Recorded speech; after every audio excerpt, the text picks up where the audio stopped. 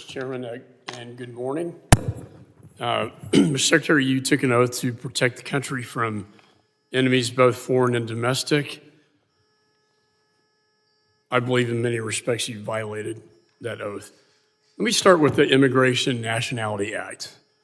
It states that, quote, the government shall take into custody any alien that has committed an aggravated felony. Those are dangerous, violent criminals. End of quote. And as you know, you're an attorney, as am I, shall is mandatory language. It doesn't say maybe, it doesn't say, well, whatever you think at the time. It says shall. Those are words by the Congress. Mandatory language means you shall detain. Yet in September 2021, your memo to your Border Patrol agents titled Guidance for Enforcement of Civil Immigration Law, you instructed your Border Patrol officers not to take prior criminal conduct into account when taking enforcement action.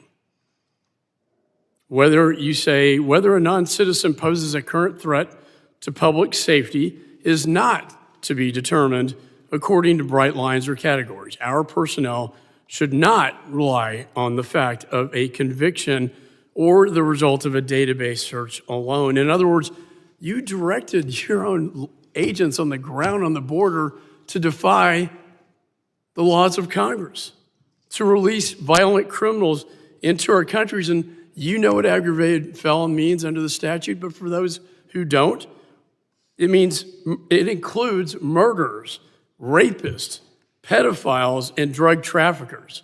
And God knows how many have been released into this country due to this policy that you issued in September 2021. My state took this up to appeal to the Supreme Court, where Justice Kavanaugh asked whether impeachment would be warranted for an official who defied the laws passed by Congress. President Biden's own Solicitor General replied that such steps would be warranted, quote, in the face of a dramatic abdication of a statutory responsibility by the executive. In my view, you've defied the law, you defied congressional intent in the best interest of the American people, and you've made this country, sir, a far more dangerous place, not to mention the hundreds of those in the terror watch list who have gotten into this country. How do you respond? Mr. Chairman, I have 3 points to make.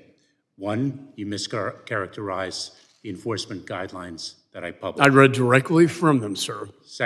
Secondly, we have removed more aggravated felons each month than the prior administration did. Third, my enforcement guidelines mirror to a great extent, and in the quoted language, prior enforcement guidelines that other administrations have issued. The fact of the matter is that we enforce the law. We deem public security. All right, I'm going to reclaim my time on that. You're saying you enforce the law when you told your agents, don't take into account prior criminal conduct. Aggravated felons do not take into account the fact they maybe have a murder conviction or a rapist conviction, or, well, that's what's under the statute, sir. And you told them, don't take that into account. And you can say you've had the best record ever as a Secretary of Homeland. You can say that, but nobody believes it. And I got to tell you, back home in my state of Texas, very, very upset. I want to close with 1833 Supreme Court Justice Story said, where a Lord Admiral has neglected to safeguard the seas, that shall be deemed an impeachable offense.